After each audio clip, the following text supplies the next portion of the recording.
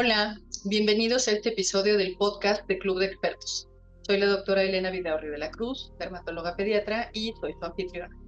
Este podcast está dirigido a dermatólogos pediatras y su objetivo es aclarar algunas dudas, tratar temas específicos, sobre todo para el manejo de la piel, el pelo, las uñas y las lesiones que pueden estar en la unión de las mucosas y la piel de los niños y los adolescentes.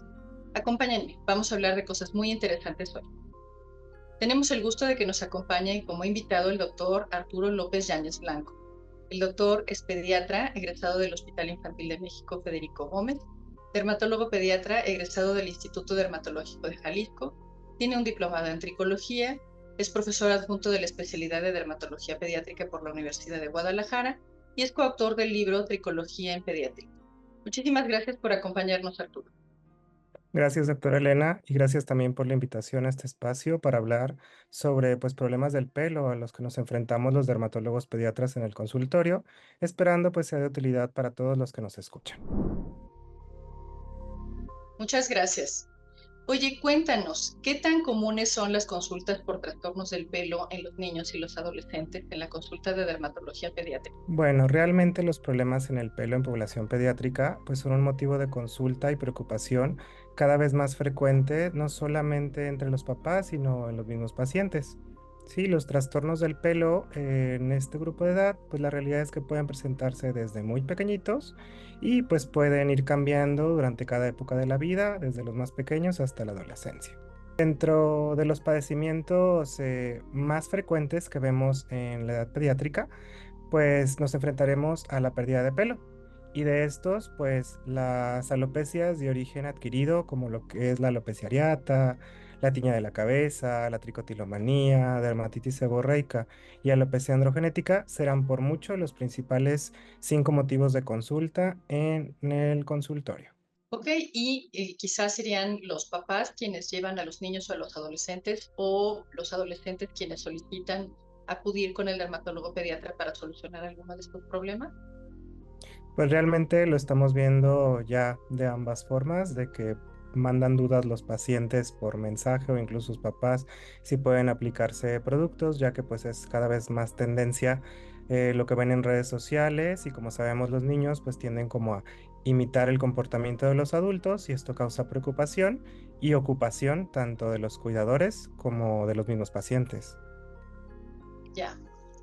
¿Cuáles serían los cuidados que se sugieren desde el punto de vista del tricólogo para mantener el pelo de los niños y los adolescentes en las mejores condiciones?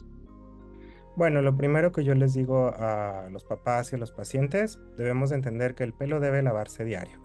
Existe como esta costumbre de que algunos niños, adolescentes, incluso adultos, tienen este hábito de no hacerlo diario. Entonces, lo primero es entender que el pelo debe lavarse diario.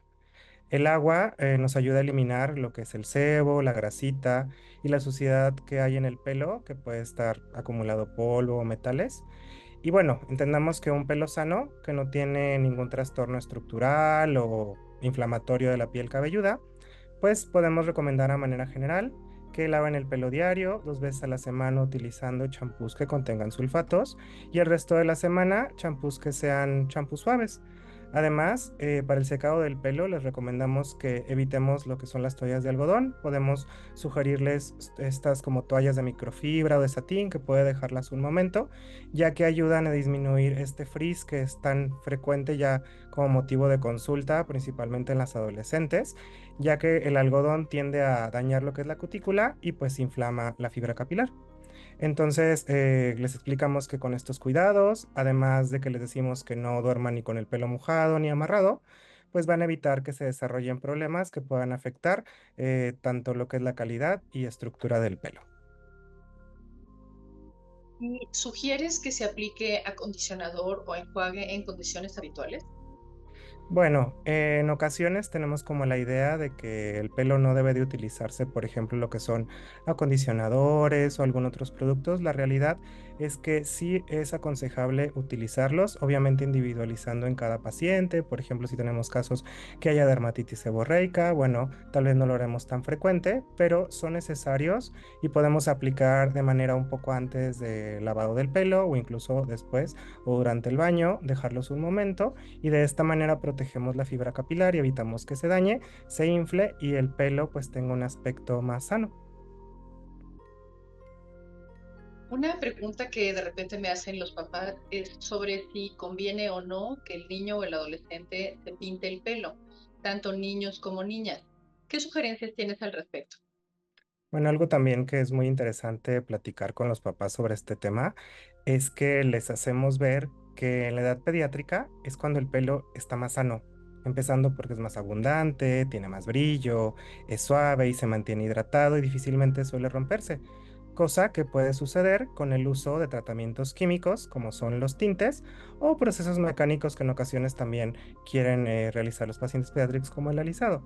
Pero volviendo a la pregunta sobre lo que son los tintes, bueno, entendamos que los tratamientos químicos son la principal causa de daño y cambio en la estructura capilar en los adultos. Por lo tanto, si lo realizan los niños, pues esperaremos que suceda lo mismo. Entonces, además de eso, de que dañan la fibra capilar, pueden presentar dermatitis de contacto o otro tipo de problemas. Y si bien, pues sabemos que no es un hábito que es común entre los niños, cada vez hay una tendencia en aumento y en pacientes menores de pues más pequeñitos a buscar este tipo de procedimiento, por lo que yo suelo recomendar es mencionarles que si van a hacer esto sea las menos posibles veces al año, casi casi una vez al año, y si lo van a hacer que prefieran tintes de origen vegetal y evitar cualquier tipo de sustancia o de tinte que tenga sustancias químicas como el formaldehído, que es bastante dañino y que no es recomendable decolorar el pelo más de una vez al año, ya que entre más se busque aclarar un pelo oscuro, pues más se dañará la fibra capilar y este pelo pues prácticamente estará dañado, no podrá repararse y la única manera será cortarlo y dejar crecer para que el pelo sea sano nuevamente. Qué interesante esto que me platicas porque significa que, igual que con muchos padecimientos de la piel, con dar los cuidados propios de aseo gentil, de emoliente, de en todo caso un fotoprotector si se requiere, el pelo se puede mantener bien igual que la piel se puede mantener bien. Sin embargo, por diferentes influencias externas, se puede pensar que lo adecuado es pintar el pelo de las niñas o dormirse con el pelo mojado y atado o lavarse el pelo menos frecuentemente. Qué importante es resaltar la trascendencia que tienen los cuidados esenciales de la piel y del pelo. Oye, ¿y hay algún método mejor que otro para peinar o desenredar el pelo de los niños o los adolescentes? Claro, y esto es algo también muy interesante y fácil de explicarle a los papás y que en ocasiones se sorprenden mucho de cómo tienen que hacerlo.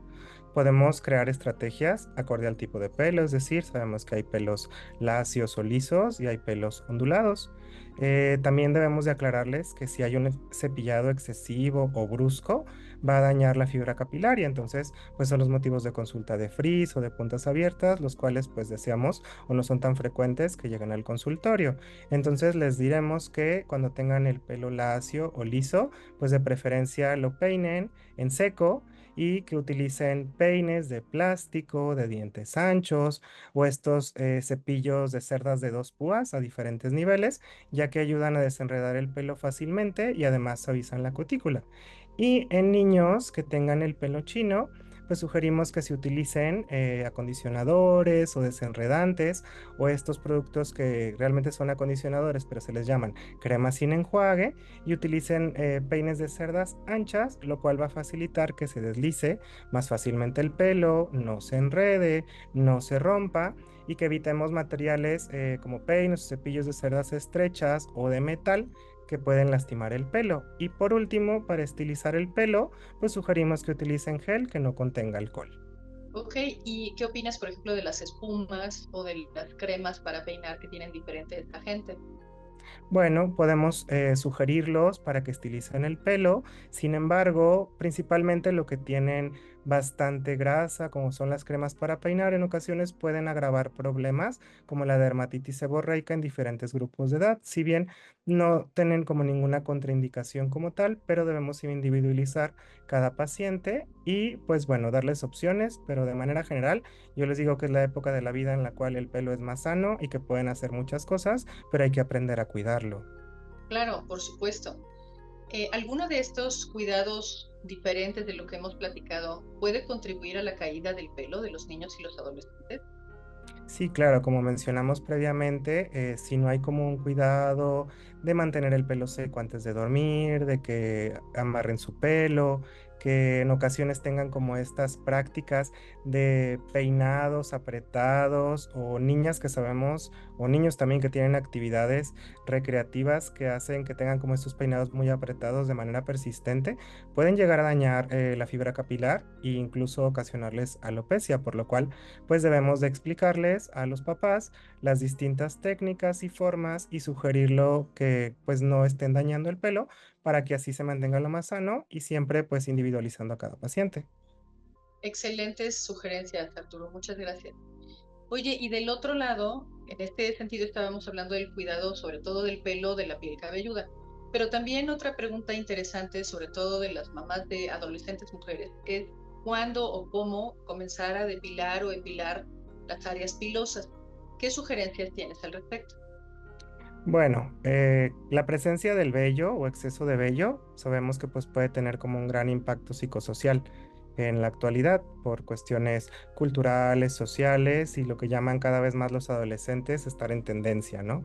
Entonces, pues como dermatólogos pediatras y dermatólogos que se enfrenten a ver pacientes pediátricos en este grupo de edad, pues debemos de conocer las ventajas y riesgos, así como la eficacia y la seguridad pues de los diferentes métodos con los que se cuenta en la actualidad para métodos de epilación o depilación. Sabemos que hay métodos temporales como el rasurado, cremas depilatorias, ceras o incluso el uso de pinzas, y métodos semipermanentes que generalmente son los que más buscan, como la luz pulsada intensa o diferentes modalidades de láser, lo cual pues podemos ofrecerle y explicarle a los pacientes siempre de manera individualizada. Si bien no existe como una edad promedio que podamos decir que hay contraindicación o indicación para el retiro de vello, sí creo que lo más importante es individualizar cada caso, adecuarnos a la realidad del paciente, ver no nada más el problema de que tal vez es poco vello o mucho vello, sino le está afectando mucho.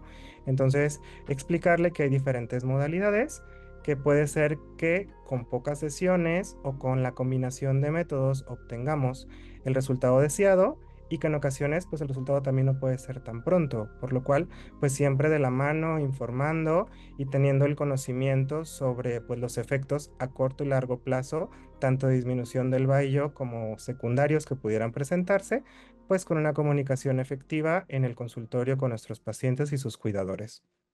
Interesantísimo, porque de verdad es una pregunta muy común y a veces hacen esta pregunta con mucha premura, ¿no? Así de, tenemos una boda este fin de semana y quiero que hoy se depile o se depile mi hija, ¿cómo lo podemos resolver?